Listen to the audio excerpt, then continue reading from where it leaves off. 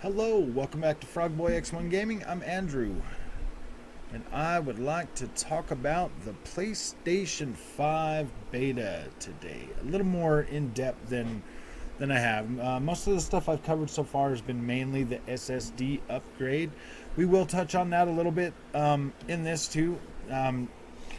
But before we get started, if you like this content, don't forget to like and subscribe. It really helps out. I really appreciate the support I've been showing since I started this channel, and I really look forward to continuing to do this.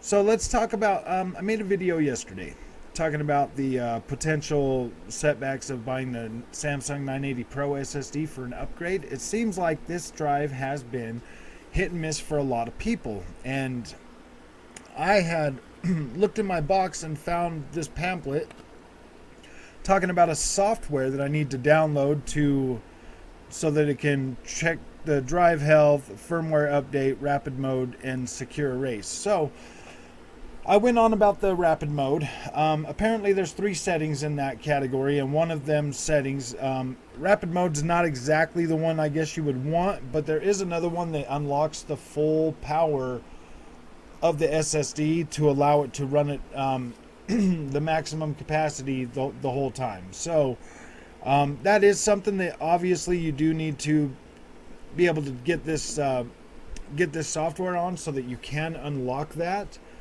I'm pretty sure you can. I'm pretty sure you can put this drive in like a PC or something, or like a USB enclosure, and then enable all that, and then put it back in your PlayStation 5. That has to work because you're updating the firmware, and that's all on the controller, not on the drive itself. So I'm assuming that we'll be able to fix this problem.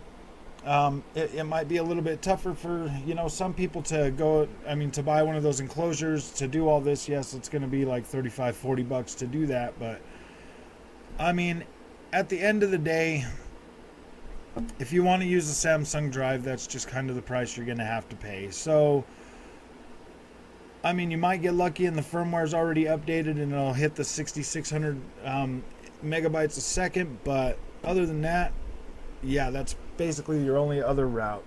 So sorry about the confusion with the rapid mode yesterday. I should have probably looked into this a little more. When I made that video, I had yet to download the software and actually look in it myself and see what was there, and that kind of sucks. I'm sorry, guys. As it sits right now, this Samsung 980 Pro drive is working phenomenally for me. Like, it works great. I'm not having any problems. I'm not disappointed. I'm not dissatisfied. I'm pretty happy with the performance I got out of it. So, I mean, you're still getting, the optimal range that the PlayStation 5 asks for. So I do not see like a major problem with buying this drive. It just, if there's other options out there that are giving you more speed, I mean, like, it is what it is. But in some cases, the Samsung is working just as good as any other drive, or better in some cases. So yeah, I don't necessarily see like a major problem with this, but that is something to look to weigh, while you're buying your drive. I mean, Samsung's, these 980 Pro drives you can usually get for, for 1 terabyte, $180, man. That's not a bad deal. Like, you can find a decent price on these, anywhere from $180 to $200. I have seen them as low as $180. So yeah, you're not going to be out. You're not going to be out too much. So let's move on to my other new favorite feature of this of this beta. The 3D audio thing, like, I'm gonna admit, dude, it sounded like a straight up gimmick to me way back when they announced it. I have tried it on a few games now, and like, I wouldn't say like it's earth shattering or anything like that, but it does give you more sound effects that you normally just wouldn't have. So basically, is what I did with one of the games that I know supports it is Dirt 5. I have that on both Xbox and the PlayStation 5. So I've been jumping back and forth, comparing them, running them both, and listening to like the different sounds and stuff that I'm getting now through the same TV, the same game, same track, same weather conditions, same everything. It does sound better on the PlayStation 5. When you hit the walls and you hit other cars and stuff, the sound of that is more defined than on the Xbox. Like on the Xbox, you're just not getting that sound with it. Now I am getting that sound on the Xbox when using my headphones with Dolby with the Dolby audio. But to be able to get that sound quality through my speakers on the TV, that does change things a little bit. So I mean, not just a little bit. I mean, it does change things. It does sound a little more like it does. It sounds more surround sound. Like I'm gonna give the PlayStation that. Like I think that the 3D audio is a little more than just gimmicky. Like it does sound pretty good. I do like it. So I do appreciate that Sony took the extra time to put that in there. I mean, don't get me wrong, my Xbox is still an overall better experience for the most part. Like I'm still a lot more satisfied with my Xbox. I mean, it's taken Sony 9 months to get us these basic features that probably should have been in the console at launch. So I mean, you can't really overlook that. You can't really overlook that, but it's good that it's coming now. Like it is good, and it does change the experience and make it ultimately better in the long run. Like, yeah, it sucks that we've had to wait for a long time for this stuff, but it's finally coming, and it does work as good or better than what Sony had touted in the first place. So that is a good thing. That is a plus. Other features on this, there's some of them that are just like the whole friends thing and different stuff like that I'm not really that into on the PlayStation, because I've never really been a multiplayer type of person on PlayStation. But it is good to see that they're adding these features so that it can grow, and that's a good thing, because Sony does need to grow their presence in the multiplayer realm. Like it just needs to be done. They do need to get more onto crossplay and everything else, so that you don't have to pick and choose which console you're on. If your friends are on an Xbox and you're on a PlayStation, you guys shouldn't be held back from each other just because of some arbitrary thing that we obviously know works.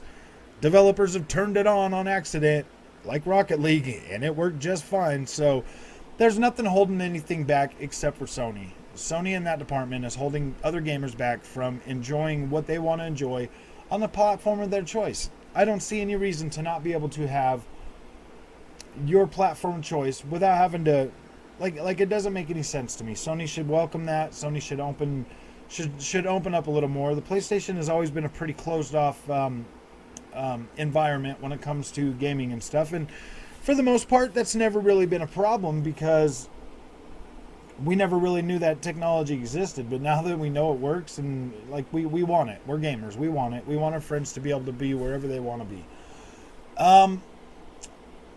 The UI changes are pretty nice. Like, I'm not gonna lie, it's pretty nice to be able to, know what versions of what game are now on PlayStation 5 or PlayStation 4, or have versions of both of them. That's really that. Like I said, another quality of life thing that should have been in the thing at launch. And like, I get it. Sony's not a software developer. Like. Like, it's fine, PlayStations have always, kind of iterated, throughout the console generation to bring features that should have possibly been there, pretty close to the launch of this thing, because these features do make the experience better. And if they would have been there from the beginning, maybe I wouldn't have been so, just annoyed with the PlayStation experience this time. And that's basically what it's been. It's not that I'm dissatisfied with it. It's just it has not been as earth-shattering as previous PlayStation generations have been for me. Like, going to an Xbox One X last generation and then going to a PlayStation 5, like the difference is not huge. It's I mean, it's definitely better, but it's not like such a huge jump that that you'd be like, oh my gosh, that's amazing. No, but like going from a PlayStation 4 Pro or a PlayStation 4 to the PS5 would be a far better, like the wow factor would be there far more for you going from one of those consoles to the PlayStation 5 as opposed to going from Xbox One X to PlayStation 5. Like it does represent, you know, an interesting change for this generation. And the new beta update for the PlayStation 5 has been pretty solid for me. Like, I'm not gonna lie, it's been a pretty solid experience. It's felt good, it hasn't felt buggy. It's I mean, everything's working just fine. So at the end of the day, yeah, like I'm a lot happier with my PlayStation experience than I have been in the last 6 months since I've had it. I am definitely more happy with it. I'm more willing to get on it and play now, and in just a few more days, I mean, I think we've got, 12 more days and then we'll have, a Ghost of Tsushima upgrade. So that's going to be nice. Like, I'm really looking forward to seeing how that pans out and how that takes off. This update has been good for me. This is one of the things, the SSD upgrade is one of the things that I have been the most upset yet excited about for the whole console, to tell you the truth. I mean, we're getting a lot of the games delayed. A lot of things are getting pushed back to next year. And I mean, like, I understand, the world's still going through the COVID or whatever, but at the same time, like, Sony's got to do a little bit better than this to hang on to that top spot. If they want to hang on to that top spot this generation, because they now have real competition with Xbox Series X and S. Like, they have real competition. Xbox and Microsoft, they're not playing around anymore. They are trying to create an ecosystem that's far bigger than what anyone could imagine, and I'm happy with that. Like, I've never felt better to be a gamer in my life. Like, I've never felt like the options that we're going to get this generation. Like, I feel good about this. I feel good about having both consoles. I feel good about having, going through experiences and covering these experiences as we go on this channel. Like, I'm happy. I'm excited. I really am. Microsoft Flight Simulator has opened my eyes to a whole new realm of possibility. And I never really even knew about this game, Elite Dangerous, until I downloaded it and started checking it out. And apparently that game's the whole Milky Way. So I mean, if I was I was pretty happy about the whole Earth, but now I got a whole Milky Way galaxy to explore. I don't know, man. This is interesting. Like, I'm pretty happy. This game came out a while ago. Elite Dangerous does use the power of the cloud to bring us the whole galaxy. So yeah, that's pretty intense. I do plan on checking that out a lot more, and it works amazing with the T-stick, with the T-Flight HOTAS 1 flight stick from Thrustmaster. Yes, it does work good, and yes, it does feel good. So yeah, I know this was a video about PlayStation, but yeah, dude, they've got to do a little bit more to hang on to that crown, I think, this generation, than just giving us features that should have been there when the console launched. I'm not kicking Sony. I'm just saying they should have been a little more prepared for this generation, especially with the competition that they're going up against. So if you like this content, I would really appreciate it if you would like and subscribe and stick around, because we're still growing, and we're growing a lot faster nowadays. So I appreciate you. Thank you for watching this, and have a good day.